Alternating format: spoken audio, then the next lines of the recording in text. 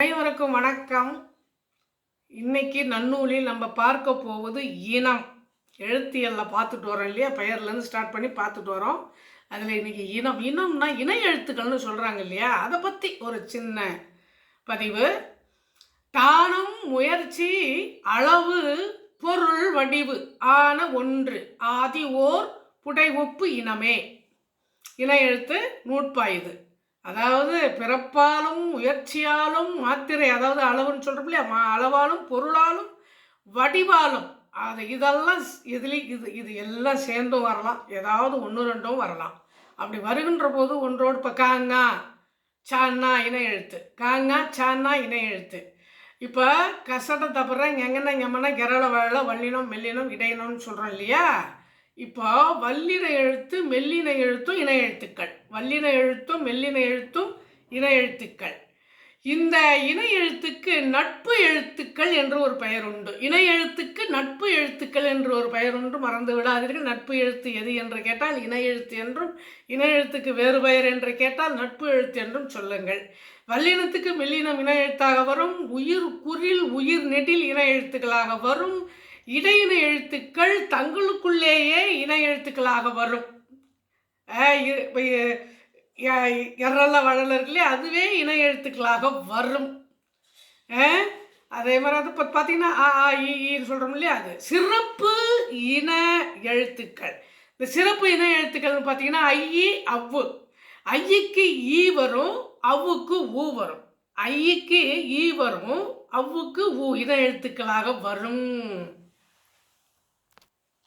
அதாவது அடுத்தது முறை. அடுத்தது முறை. இப்போ இனம் பார்த்தோம் இல்லையா, முறை. இதுதான் இப்போ முறையை மாற்றி பேசாதீங்க, முறை தவறி நடக்காதீங்க. இந்த குடும்பத்தில் இப்போ இதுதான் முறை, இதுதான் வழக்கம்னு சொல்கிறேன் இல்லையா, அந்த மாதிரி இந்த எழுத்துக்கள் எப்படி உருவாவது, எப்படி போகுது, இதுக்கு ஒரு முறையை சொல்கிறாரு நன்னூலார். சிறப்பினும் இனத்தினும் செறிந்து ஈண்டு அம்முதல் நடத்தல் தானே முறையாகுமே. சிறப்பு இனம் அதனுடைய நடை இதெல்லாம் வைத்து தான் அந்த இனம் எப்படி இருக்குது, எப்படி வருதுங்கிறத சொல்கிறாங்க. நடத்தல் தானே முறையாகுமே. இப்போ வல்லினம் மெல்லினம் இடையினம்னு சொல்கிறாங்க. இந்த வல்லினத்துக்கு பிறகு மெல்லினத்தை ஏன் வைக்கிறாங்க?